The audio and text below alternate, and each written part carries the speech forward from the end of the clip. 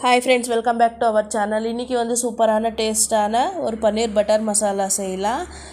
அதுக்கு நான் milky mist butter எடுத்திருக்கேன். கடாயை வச்சு பட்டர் சேர்த்தது, ஒரு பிரிஞ்சி இலை, ஒரு பச்சை மிளகா, 4 காஞ்ச மிளகா, 4 முந்திரி, 2 வெங்காயம், 2 தக்காளி கட் பண்ணி சேர்த்து நல்லா வதக்கி விட்டுட்டு கொஞ்சோண்டு பட்டை லவங்கத்தூள், இஞ்சி பூண்டு பேஸ்ட்டு சேர்த்துக்கோங்க.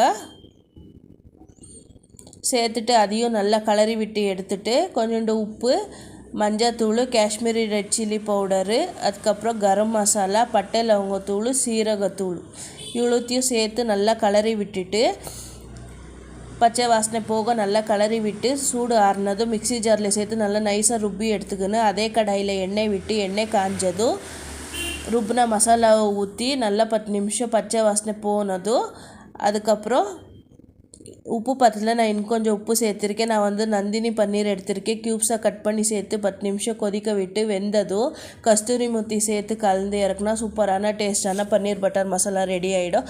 நான் வந்து இதுக்கு இன்றைக்கி பூரி செஞ்சுருந்தேன். இது சப்பாத்தி தோசை கூட சூப்பராக இருக்கும். இதே உங்களுக்கு குவான்டிட்டி ஜாஸ்தி வேணும்னா கொஞ்சம் உங்களுக்கு வெங்காயம் தக்காளியை வதக்கும் போது ஜாஸ்தி சேர்த்துக்கோங்க. இந்த வீடியோ பிடிச்சிருந்தா லைக் பண்ணுங்கள், கமெண்ட் பண்ணுங்கள், நம்ம சேனலை சப்ஸ்கிரைப் பண்ணிக்கோங்க. தேங்க்யூ.